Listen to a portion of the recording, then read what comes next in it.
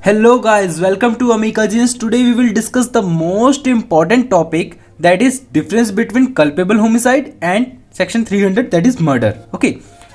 ये हमारे दिमाग में तभी आ जाता है जब हम सेक्शन 299 को एक ब्रीफ रीड देते हैं और सेक्शन 300 को भी देते हैं कि यार इसके अंदर सभी के सभी एलिमेंट्स तो वही फुलफिल हो रहे हैं, फिर ऐसी क्या दिक्कत आ गई कि इसके बीच में इतना बड़ा डिफरेंस हो गया। और सभी जगह जिसको देखो यही क्वेश्चन पूछता है कि कल्पेबल होमिसाइड और मर्डर के बीच में डिफरेंस क्या है, और वो हमें पता ही नहीं होता।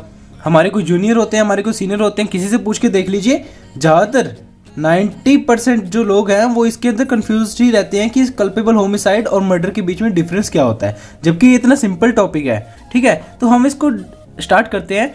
आप इन एग्जांपल्स को अपने दिमाग में क्रिएट कीजिएगा। जो एग्जांपल्स मैं आपको यहाँ पे बताऊंगा, जो हम कंसेप्ट आज क्लियर करेंगे, आई होप कि ये कंसेप्ट आप कभी लाइफ में फिर भूलेंगे नहीं। Okay, starting with culpable homicide and murder difference के साथ। ठीक है, तो हमें पता है कि सेक्शन 299 में ना with intention of causing death एक फ्रेज हमारा यूज किया गया है कि मतलब जो किसी आशय के साथ किसी की हत्या करता है विद इंटेंशन, और सेम थिंग सेक्शन 300 के अंदर भी दी गई है, सेम टू सेम। तो यहाँ पर हमारे दिमाग में क्वेश्चन अराइज होता है कि हम इतने, जब हमको पता है इतनी बात का कि दोनों में सेम टू सेम यूज हुआ है with intention to cause death, तो क्या डिफरेंस क्या हो सकता है इसके अंदर। ठीक है, तो डिफरेंस यहाँ पर ये होता है कि माय डियर फ्रेंड्स, जब आपने सेक्शन 300 को एक ब्रीफ रीड भी दिया होगा तो आपने नोटिस किया होगा कि उसकी जो स्टार्टिंग होती है वो होती है एक्सेप्शंस से रिलेटेड। ठीक है, एक्सेप्ट ऐसे, तो एक्सेप्शंस जो बात वहाँ पे की गई है उसके अंदर सेक्शन के अंदर 5 प्रकार की एक्सेप्शंस दी गई हैं। उन एक्सेप्शंस को आप अभी इतना ही याद रखिए कि 5 एक्सेप्शंस 300 सेक्शन के अंदर दी गई हैं। ठीक है, अब आप देखिए, अगर आपको इन दोनों के बीच का फ़र्क जानना है, इसके बीच का और इसके बीच का अगर आपको फ़र्क जानना है, तो आपको एक चीज़ नोटिस करनी होगी, दैट इज़ कि जब किसी की हत्या हो, किसी व्यक्ति दूसरे व्यक्ति की हत्या कर देता है, तो आपको ये समझना है कि सेक्शन 300 के अंदर वो लायबल होगा, उसने मर्डर किया। ओके, फिर क्या होगा, नेक्स्ट स्टेप आप क्या चेक करेंगे, आपको चेक करना है कि वो जो एक्ट है जिसको अभी हम मर्डर मान रहे हैं, वो क्या जो सेक्शन 300 में जो 5 जो एक्सेप्शंस दी गई हैं, क्या वो उसके अंडर फॉल करता है। अगर वो उसके अंडर फॉल करता है तो माय डियर फ्रेंड्स वो culpable homicide not amounting to murder हो जाएगा, और अगर वो उसके अंडर फॉल नहीं करता तो वो culpable homicide amounting to murder हो जाएगा। ओके, तो इसलिए सेक्शन 299 और सेक्शन 300 में दोनों जगह with intention of causing death की बात की गई है। अब इसको थोड़ा सा और क्लियर करते हैं कुछ एग्जांपल्स की हेल्प से। ओके, सो गाइस, एग्जांपल आपको देता हूं मैं। ठीक है, सपोज कीजिए कि ये ए है, ये एक पर्सन है। ठीक है, ये ए जो है ये कहाँ गया था, ये गया था अपने खेत में।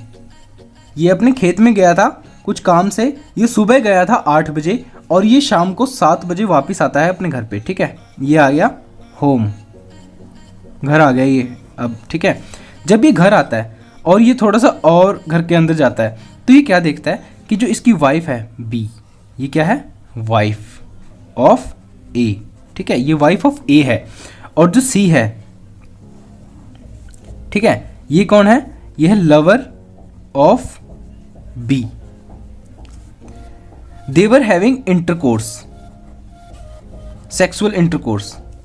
ठीक है, अब ये जो कंडीशन है, जब एक हस्बैंड बाहर से आता है और उसकी वाइफ को इस कंडीशन में देखता है, तो ऑब्वियस है कि उसको गुस्सा आएगा। ठीक है, तो अब ये जो व्यक्ति है खेत से आया था, इसके हाथ में कुल्हाड़ी थी। इसने क्या देखा कि सी को इस हालात में देखा, तो इसने सी के ऊपर वार कर दिया। ठीक है, इसने कुल्हाड़ी थी, उसके पास क्या थी, कुल्हाड़ी। ठीक है, ये कुल्हाड़ी हमारी गंदी सी ये हमने बना दी, ये कुल्हाड़ी के साथ सी को मार देता है ये।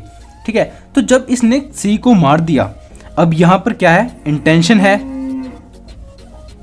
यहाँ पर क्या है, इंटेंशन है, क्या है, नॉलेज है, पता है कि कुल्हाड़ी अगर ऐसे मारूंगा तो ये मर जाएगा। ठीक है, लेकिन यहाँ पर क्या होता है, अब इतने देर में तो हमने इसको सोचा कि मर्डर है, नो डाउट। जैसे हमने नेक्स्ट स्टेप अभी चेक ही नहीं किया कि एक्सेप्शन के अंडर फॉल करता है कि नहीं करता है, तो हमने देखा कि ये एक्सेप्शन के अंडर फॉल करता है, तो हाँ जी ये करता है। एक्सेप्शन 1 जो है वो है ग्रेव एंड सडन प्रोवोकेशन। जब कोई व्यक्ति अपना सेल्फ कंट्रोल खो देता है और वो ऐसा एक्ट कर देता है, तो क्या होता है कि जब उसने देखिए सेल्फ कंट्रोल खो दिया और उसने सी को मार दिया, उसने कोई पानी नहीं पिया, बाहर से आया था, उसने कुछ सोचा समझा कुछ भी नहीं, सीधा सी को मार दिया। तो यहाँ पर क्या होगा कि सडन एंड ग्रेव प्रोवोकेशन, ठीक है, इसके अंडर सेक्शन 1 के अंडर ये फॉल करेगा। इसलिए ये केस जो है ये culpable homicide not amounting to murder हो जाएगा। अदरवाइज अगर इसी केस को हम फिर से देखें, अगर यहाँ पे क्या होता कि ए बाहर से आया, ये अभी इसका रिजल्ट क्या निकला है, इस केस का रिजल्ट इसका निकला है कल्पेबल होमिसाइड सेक्शन 299 वाला, ठीक है। अब हमने देखा कि ये ए है, ये खेत से आया, घर आया, अपने आते ही इसने ये सिचुएशन देखी बी और सी की, इसको गुस्सा आया बहुत ज़्यादा। इसने क्या किया, पहले ही गया रसोई में, इसने 1 गिलास पानी पिया, क्योंकि मैं बहुत थक चुका था भाई, मैं क्या करता है एकदम, मैंने तो पानी पिया पहले, उसने पानी पिया पहले, ठीक है, ये बोला उसने, पानी पिया। फिर उसने देखा कि यार मुझे बहुत ज़्यादा गुस्सा आ रहा है, मुझे बहुत ज़्यादा गुस्सा आ रहा है, मैं क्या करूँ। तो वो जाता है और स्टोर के अंदर देखता है कि कुल्हाड़ी या फिर कोई डेडली वेपन है क्या जिसके साथ मैं किसी की मृत्यु कर सकता हूँ। तो उसने देखा कि हाँ कुल्हाड़ी मिल गई मुझे, वेरी गुड। तो वो जाता है, कुल्हाड़ी उठाता है और सी को मार देता है, ठीक है। अब जो सी को मारा है वो इंटेंशन भी है, नॉलेज भी है, मोटिव भी है, कोई सडन एंड ग्रेव प्रोवोकेशन भी नहीं है, तो किसी एक्सेप्शन के अंडर फॉल भी नहीं करता। तो केस किस चीज़ का बनता है, केस बनता है मर्डर का। तो अब लाइबिलिटी जो होगी वो अब जो रिजल्ट आएगा वो रिजल्ट आएगा इसका सेक्शन 300 का, ठीक है। ये अब मर्डर के लिए चार्ज किया जाएगा। ओके माय डियर फ्रेंड, तो यहाँ से हमें क्या पता चलता है, एक एग्जाम्पल को हमने 2 वे में देखा। अगर वो सडन प्रोवोकेशन के अंडर काम कर देता है तो वो हो जाता है culpable homicide not amounting to murder. Otherwise अगर वो एक्सेप्शन के अंडर फॉल नहीं करता तो वो होता है culpable homicide amounting to murder, ठीक है। नेक्स्ट थिंग, जो सेक्शन 299 का क्लॉज बी है, पहली बात ध्यान रखिए कि सेक्शन जो 299 का क्लॉज बी है उसका कंपैरिजन सेक्शन 300 के क्लॉज 2 और क्लॉज 3 के साथ किया जाता है डिफरेंस बताते वक्त, ठीक है। तो हम यहां पर क्या पढ़ रहे हैं, विद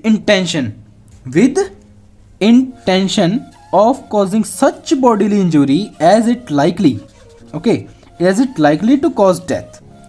सेम वे यहां पर क्या पढ़ रहे हैं, with intention of causing such bodily injury, यहां तक तो सेम है। अब इसमें जो एक्स्ट्रा है वो क्या है, as the offender knows to be likely to cause death to whom the harm is caused. पहले हम इस पार्ट को एक्सप्लेन करते हैं, फिर हम जाएंगे सेक्शन 300 के क्लॉज 3 के ऊपर। ओके गाइस, इसको समझने की कोशिश ऐसे करते हैं। अब इंटेंशन के साथ, ऐसी इंटेंशन के साथ मैं किसी व्यक्ति को कोई ऐसी चोट मार दूं जिससे उसकी मृत्यु हो सकती है, हुई नहीं है, ज़रूरी नहीं है कि हो जाएगी, बट हो भी सकती है, ऐसी चोट मार दूं। ये तो है सेक्शन 299 का क्लॉज बी। सेक्शन 300 का क्लॉज 2 क्या कहता है कि जब किसी ऑफेंडर को, ऑफेंडर मतलब जो गलत कर रहा है, जो एक्ट कर रहा है, एक्यूज्ड है, जो ऑफेंड कर रहा है लॉ को, एक्यूज्ड, जब ऑफेंडर को जब इस बात का पता है कि मैं ऐसी चोट मारूंगा तो इसकी मृत्यु हो ही जाएगी, डेफिनेटली डैम श्योर हूँ, 100% इसकी मृत्यु हो ही जाएगी, ठीक है। तो अब एक एग्जांपल आता है, देखो यार मेरी ड्राइंग इतनी अच्छी तो है नहीं, बट फिर भी ये देखो, ये है एक व्यक्ति, ठीक है, ओके, ये हमारा एक कोई है, ठीक है, एलियन। अब क्या है कि ये इसका पेट, सपोज ये इसका पेट, ठीक है, ये जो इसका पेट है, अब इसके अंदर लीवर भी होगा, पैनक्रियास भी होगा, है ना, और खुद स्टमक भी होगा, और स्मॉल इंटेस्टाइन, लार्ज इंटेस्टाइन, मतलब बहुत कुछ भरा पड़ा होगा, है ना। अब क्या होता है कि सेक्शन 299 का क्लॉज जो बी है वो कहता है कि इसकी और मेरी होगी लड़ाई, ठीक है, हम दोनों लड़ने लग गए। जैसे ही मैं लड़ता हूँ, लड़ते लड़ते मैं क्या करता हूँ, मैंने इसके पेट में जोर से घुसा मारता हूँ, एक मुक्का मारता हूँ, ठीक है। नॉर्मली जो देखा जाए तो पेट में मुक्का मारने से कोई व्यक्ति मर भी सकता है, नहीं भी मर सकता। अगर वो मर जाता है उस टाइम पे, मैंने उसको जोर से मुक्का मारा और वो मर गया, ठीक है, तो क्या होगा, वो होगा कल्पेबल होमिसाइड सेक्शन 299, ठीक है। इसी केस को अलग से देखते हैं। ये जो है व्यक्ति, ये बंदा बेचारा बहुत बीमार रहता था, इसके पेट में बहुत गड़बड़ चलती थी, तो इसका डॉक्टर ने ऑपरेशन बता दिया। ये ऑपरेशन करवा के आते ही इसकी मेरे साथ लड़ाई हो गई। मैंने क्या किया, मुझे पता था कि इसका पेट का ऑपरेशन हुआ है, तो मैंने ना एक जोर से घुसा, अब इसके पेट पे मार दिया। अब इसके पेट पे तो बेचारे के तो टांके लगे हुए थे, और मैंने क्या किया, स्टिचेस लगे हुए थे इसके पेट पे, और मैंने क्या किया, जोर से मुक्का मारा, इसके स्टिचेस टूट गए और ये मर गया। तो मैं यहाँ पर किस चीज़ के लिए चार्ज होऊंगा? तो मैं यहाँ पर चार्ज होऊंगा मर्डर के लिए। ओके गाइस, क्योंकि यहाँ पर विद इंटेंशन मैं ऑफेंडर हूँ, मुझे पता भी है कि इससे इसकी मृत्यु हो सकती है, और मैंने इसकी मृत्यु में एक्सेलरेशन डाल दिया और स्पीड से इसकी मौत आने को कह दी कि हाँ और स्पीड से आएगी इसकी मौत। ठीक है, इसको ऐसे समझिए कि मैंने इसके पेट पे मारा, इसके स्टिचेस खुल गए, तो ये अब इसकी डेथ हो चुकी है, तो मैं मर्डर के लिए चार्ज किया जाएगा मुझे under section 302। Okay, next point my dear friend, that is intention of causing bodily injury to any person and the bodily injury intended to be inflicted insufficient in the ordinary course of nature to cause death। अब इस चीज़ को समझना बहुत ज़्यादा ज़रूरी है। देखिए ये क्या बताता है कि ऐसी बॉडीली इंजरी, ठीक है, इंटेंशन के साथ कर देना कि ऑर्डिनरी कोर्स में मतलब जो हेल्दी साउंड का पर्सन है, जो नॉर्मल हम हैं जैसे, ठीक है, जो नॉर्मल है उसको भी मार देता, ठीक है, उसको मार दे। ऐसी बॉडीली इंजरी इंटेंशन के साथ अगर कोई करता है तो वो सेक्शन 300 के अंदर फॉल करता है।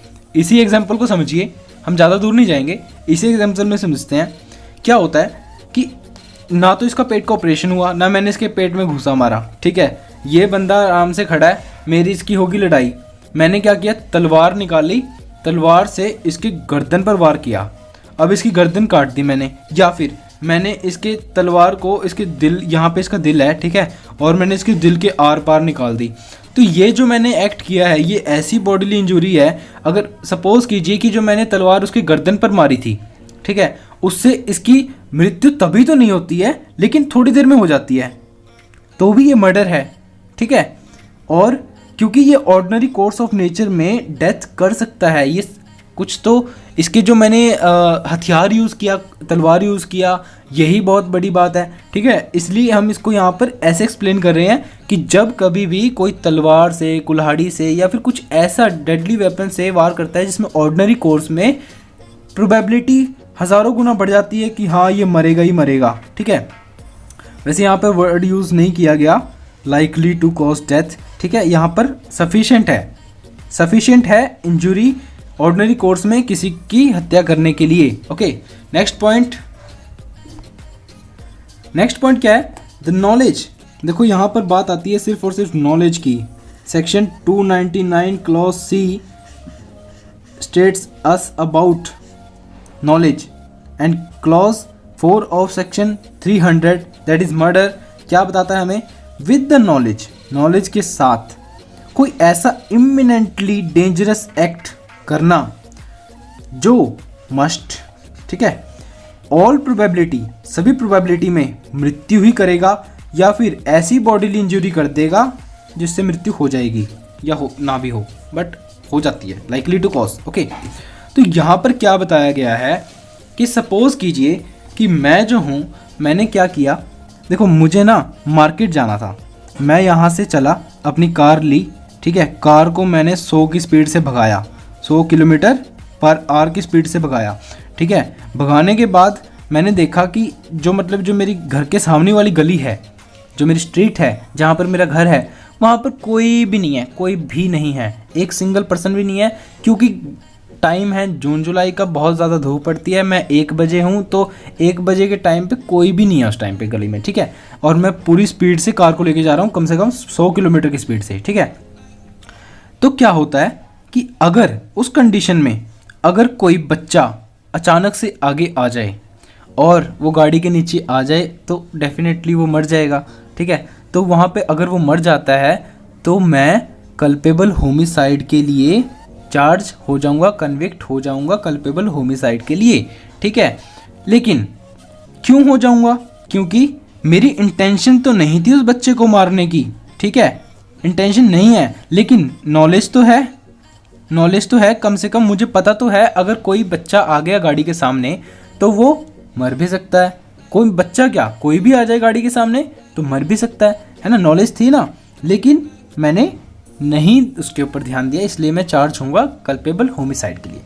फिर क्या होता है कि अच्छा ये तो कल्पेबल होमिसाइड होगी, मर्डर में क्या होगा? मर्डर में ऐसा कुछ होगा कि ऐसा इमिनेंटली डेंजरस एक्ट। अब मैं गली से तो निकला है वहाँ से बाहर सही सलामत, लेकिन मुझे जाना तो मार्केट था। अब मैं मार्केट भी पहुँच गया हूँ।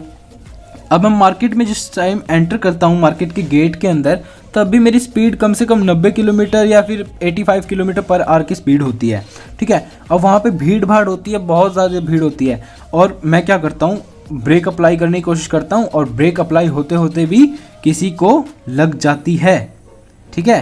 तो यहाँ पर मेरे पास नॉलेज थी ना कि मैं इतनी स्पीड से गाड़ी चला रहा हूँ, भीड़ भाड़ के इलाके में किसी को लग सकती है, इतनी रैश ड्राइविंग कर रहा हूँ, इतनी फास्ट ड्राइविंग कर रहा हूँ, किसी को लग सकती है, कोई मर भी सकता है।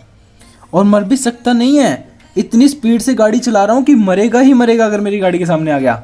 तो मेरा मेन डिफरेंस है कल्पेबल होमिसाइड और मर्डर के बीच में, इससे अलावा कोई डिफरेंस नहीं है माय डियर फ्रेंड्स।